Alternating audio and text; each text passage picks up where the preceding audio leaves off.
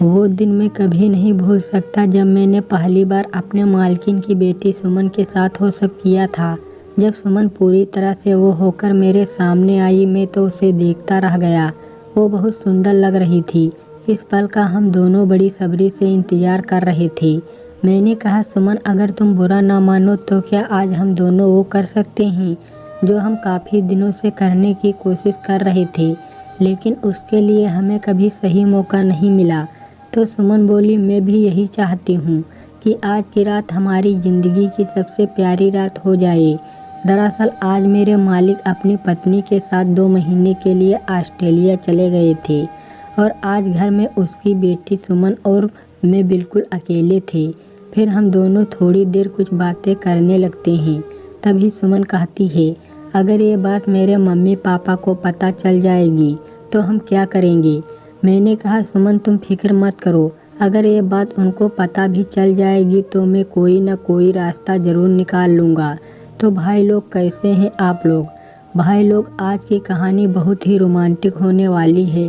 भाई लोग, मैं लखनऊ के एक घर में काम करता था। जहाँ मैं काम करता था वहाँ के मालिक और मालकिन बहुत अच्छे लोग थे। उनकी एक बेटी भी थी जिसका नाम सुमन था और वो 26 साल की थी।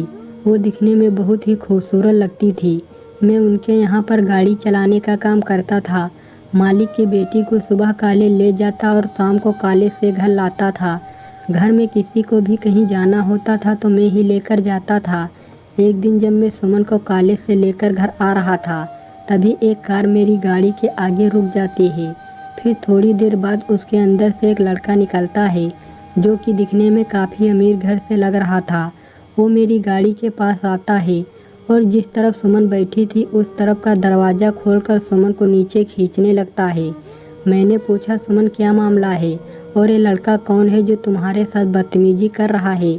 तो वह लड़का कहता है, तुम अपने काम से काम रखो। उसके बाद सुमन भी मुझे चुप करा देती है। फिर सुमन उस लड़के से कुछ बात करती है और फिर वो लड़का चला जाता है।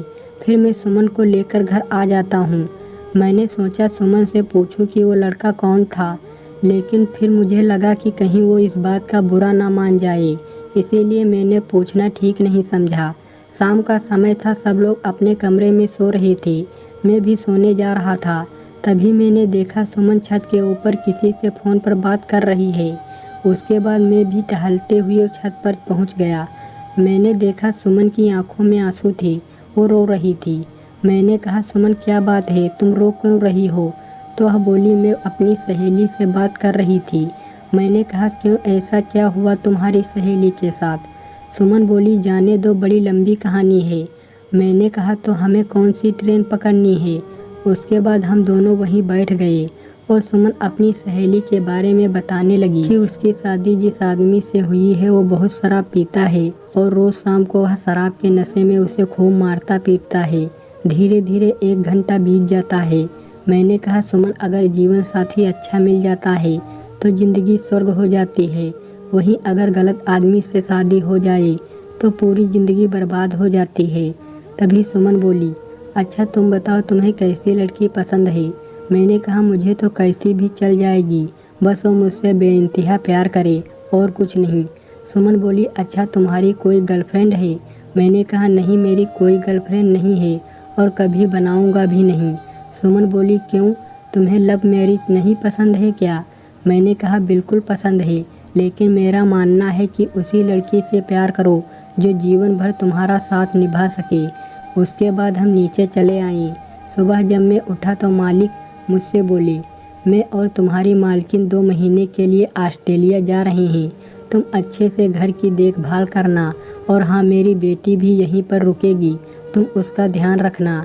ये सुनने के बाद मुझे बड़ा अच्छा लगा। मैंने सोचा अब तो मैं सुमन के साथ खूब जन्नत के नज़ारे देखूंगा। सुबह के 11 बजे मालिक की फ़्लाइट थी तो वह ऑस्ट्रेलिया के लिए निकल गए।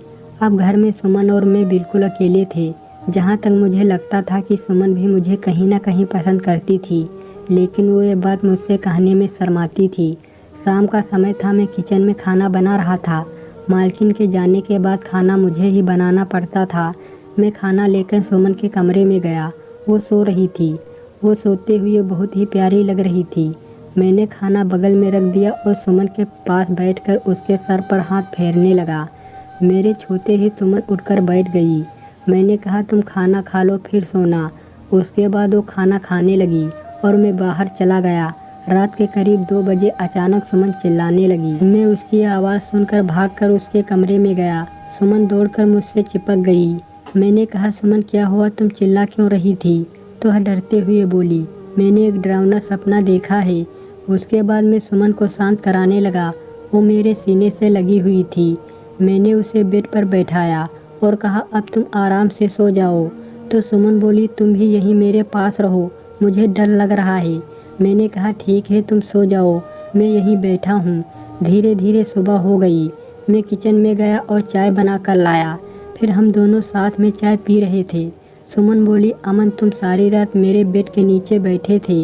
मैंने कहा तुम्हें डर लग रहा था इसीलिए मैं यहीं बैठे बैठे सो गया था। तभी सुमन बोली मेरा पिज़्ज़ा खाने का बड़ा मन कर रहा है। मैंने कहा अगर तुम कहो तो मैं जाकर ले आऊँ। तो सुमन बोली नहीं रहने दो, फिर तुम्हें उतनी दूर जाना पड़ेगा। शाम के 5 बजे मैं सब्जियां लाने बाजार गया। तभी मुझे याद आया कि सुमन का मन पिज़्ज़ा खाने का हो रहा था। फिर मैंने पिज़्ज़ा भी ले लिया। उसके बाद घर आ गया। मैं पिज़्ज़ा देने सुमन के कमरे में गया। वो बैठकर टीवी देख रही थी। मैंने कहा सुमन ये लो पिज़्ज़ा। सुमन बोली तुम तो सच में पिज़्ज़ा ले आए। मैंने कहा वो मैं सब्जियां लेने बाजार गया था। तभी मुझे याद आया कि तुम्हारा पिज़्ज़ा खाने का बहुत मन कर रहा था, इसीलिए मैं ले आया। सुमन बोली अच्छा मैं तुमसे एक बात पूछूं? मैंने कहा हाँ पूछो। तो सुमन बोली तुम मुझसे शादी करोगे? ये बात सुनकर मैं शौक रह गया। दरअसल सुमन ने वो बात मुझसे कह दिया था जो मैं उससे कहने के लिए बहुत दिनों से सोच रहा था, लेकिन कभी हिम्मत नहीं पड़ी। मैंने कहा सुमन अगर तुम मेरी ज़िंदगी में आ जाओगी तो मैं तुम्हें दुनिया की सारी खुशियाँ दूंगा, तुम्हें अपनी पलकों पर बैठा कर रखूँगा। तभी पीछे से आवाज़ आती है हम भी यही चाहते हैं कि तुम मेरी बेटी को सारी उम्र खुश रखो। जब मैंने पीछे मुड़कर देखा तो मालिक और मालकिन थे। मैंने कहा अरे मालिक आप लोग ऑस्ट्रेलिया से कब आए? तो बोले हम कहीं गए ही नहीं थे, हम तो बस तुम्हारी परीक्षा ले रहे थे कि तुम मेरी बेटी के लायक हो या नहीं। मालिक और मालकिन की बात सुनकर मैं हैरान हो गया। मैंने कहा मालिक मैं कुछ समझा नहीं। तभी सुमन बोली मैं तुम्हें समझाती हूँ। दरअसल तुम मुझे बहुत पसंद हो और जब मैं ये बात मैंने अपने पापा को बताया तो वो भी बोले कि तुम बहुत अच्छे लड़के हो। ये सब सुनने के बाद मैं उनके पैर छूने लगा। उन्होंने कहा अरे तुम हमारे दामाद हो और मुझे सीने से लगा लिया। उसके बाद मैं अपने घर वालों को बुलाकर अपने शादी के बारे में बता दिया। वो भी बहुत खुश हुए। फिर एक अच्छा सा मुहूर्त देखकर हमारी शादी हुई। अब मैं सुमन के साथ खुशी से रहता हूँ। कहानी अच्छी लगी हो दोस्तों तो लाइक और सब्सक्राइब करिए।